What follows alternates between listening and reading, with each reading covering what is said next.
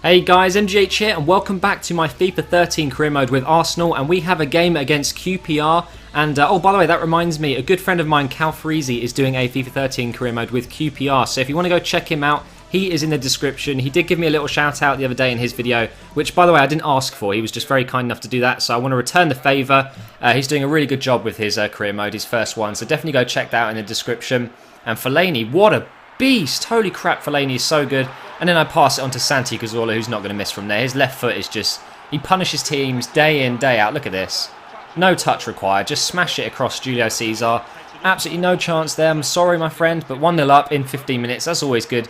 Podolski comes close here to adding a second, but it wasn't to be. Podolski seems to cut in quite a lot there, but it was just bending away from the goal. It was always going to bend away there.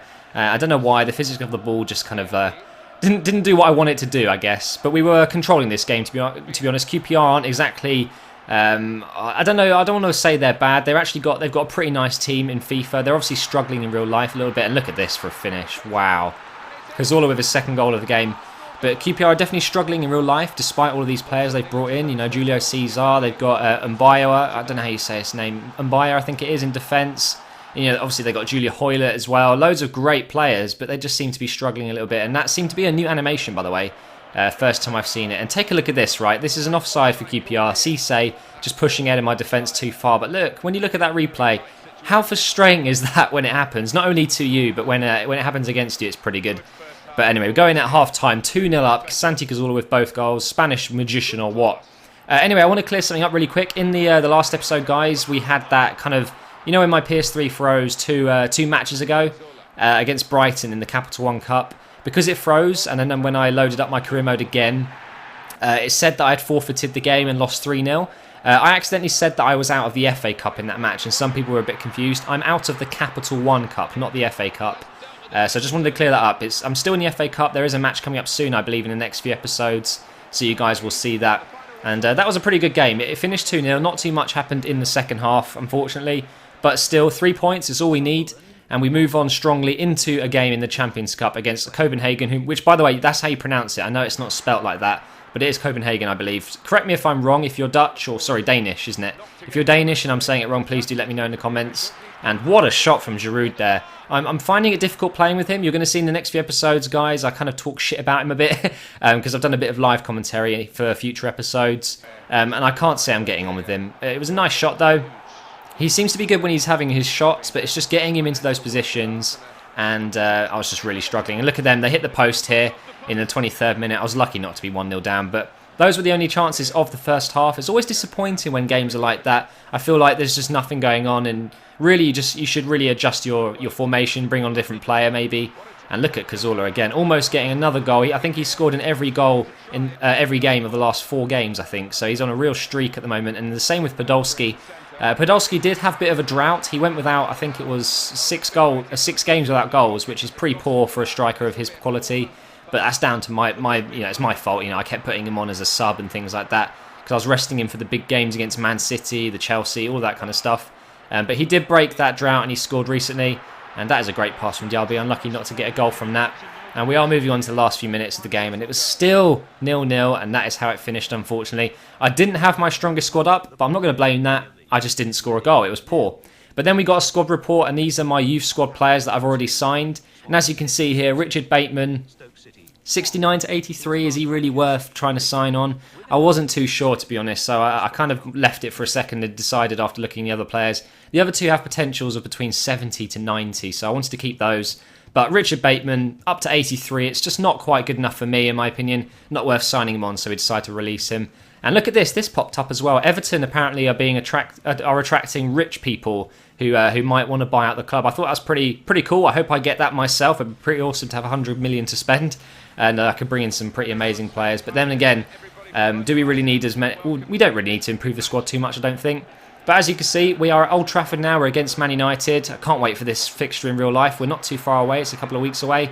And I'm just wondering what Robin van Persie's reception is going to be like, especially when he comes back to Emirates.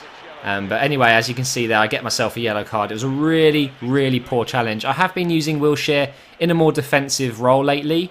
And you know what? He does okay. I don't mind him there. I just think he's a bit clumsy sometimes. And you saw there with his yellow card giving away that free kick. which Nani completely skyrocketed. I think it was Nani, might have been Valencia actually, I'm not too sure. But that was a really poor pass here, but Podolski, being the poacher he is, manages to tackle Ferdinand right in the last second there. And that's actually a very nice finish when you take a look at this replay. It wasn't the easiest of angles, that's for sure.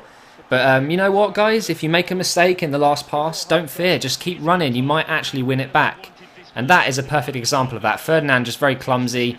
And like I said, tight angle, but he still manages to finish that off. And 1-0 up against against Man United at Old Trafford is always a good result at half-time. So I was pretty happy with myself at this point. But the second half, I don't know, it just kind of changed. I felt like I wasn't myself. I wasn't playing very well. We did get a chance with Giovini up the wing here. Evans just could not keep up with me. But look at that tackle there. Tried to do a little fancy flick, but I completely fucked it up completely. So what can I say? Like I said, I just really wasn't up to par today. And you can see Van Persie chests it down, knocks it into Nani, and he's not going to miss from there. 86 minutes in, after keeping it at 1-0 for so long, I completely screw up some defending there. Van Persie, I'm not going to lie, quality player in this game and in real life, sets up a great goal from Nani. It was a great pass from Rooney as well to split the defence. I don't know why he was in so much space. I don't know why Sanya was more like playing in a central defence role there, but what can I say? So that was 1-1. A little bit upsetting to throw away a goal there. But we do get a last chance, just not quite blocking it off the line. And Smalling gets a nice easy chance to well, I don't know what you want to call it, smash it out, I guess, a panic, and it finished 1-1. And Chesney there, he's okay. He's a bit upset that he let in that goal, I guess. But what can I say? It's just part of FIFA. You know, you win some, you lose some, and you draw some that are maybe games that you should have won.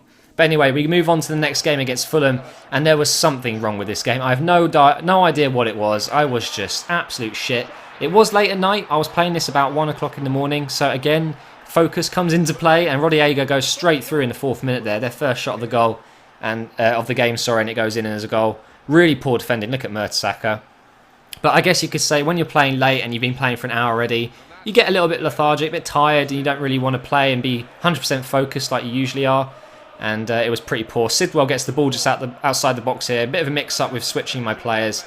I do try and block it with Mertesacker. He sticks out his daddy long leg. But Sidwell is just... He's good. I've got to be honest, guys. I've got him on Ultimate Team. Sidwell is a good player. He's got a great shot on him. And I go 2-0 down at the Emirates against Fulham, which really is not good enough. My board, would not be happy with that. I'm the manager. Why would my manager be... I can't be mad at myself, can I, like that? But the board would be pissed off with that. So I decided to change it up, go for a 4-3-3. And by the way, I had Andre Santos in the first half as my left midfielder. He is pretty awesome there, but I do decide to take him off and bring on Podolski, I believe it is. Just trying to get that... Well, I needed to make a comeback, really, didn't I? 2-0 down at this point. I was really disappointed with that. And I bring on Podolski, like I said, take it around the keeper, and that is a beautiful finish. And that is why Podolski should be in the squad. I'd be really upset if I lose Podolski. I really don't want to ever lose him in this career mode because he's just absolutely amazing. And I can't really think of any other players that would fill his boots as well as Podolski, or, you know, unless you've got Lionel Messi, I guess. But there we go. We got 1 goal back. It was 2-1. And I got very lucky here. I crossed it back I crossed it in from the corner and I knock it into the box. And it was just an absolute clusterfuck. I think 5 players tried to tackle me from the Fulham team. And the captain's complaining. Rightly so, to be honest. I didn't really see it. I don't know why I got a penalty, but Podolski is never going to miss from here. Look at that. Calm and collective. Although it was very poor from me. I didn't get it in the green zone on the penalty. I hit the yellow zone, which is never good. But luckily enough for me, his composure was greater than my negligence there. And look at that. That's an easy finish at the end of the day. And look at these new camera angles. I just wanted to show you guys this. That camera angle is it's just awesome. I really like that. So that made it 2-2. That's a great comeback, right? Oh no. 81st minute. Poor defending. Where are you, Jury? Oh my god. And Berbatov scores to make it 3-2. Which is disappointing to say the least, because I don't know what it is, but when those kind of goals are scored, there's not much you can do. I feel like I really couldn't do anything there. And it was just down to the AI misplacing my defenders. And it wasn't over there. I was yet to be embarrassed even more. And look at the defending. I don't even want to watch it. It's shocking. But Berbatov gets I believe his second of the game, isn't it? So well done to Berbatov. And then I get myself a goal back as well with Wilshere. But it was too little too late. Made it 4-3. It wasn't good enough and I lose the game. So I dropped 3 points at home against Fulham, which is really disappointing. And I tell you what, that game was really difficult, and it makes me wonder if I should try playing on professional for a bit, just to give myself a bit more of an easy experience. But anyway, we get a contract offer to do an international management job for Ireland.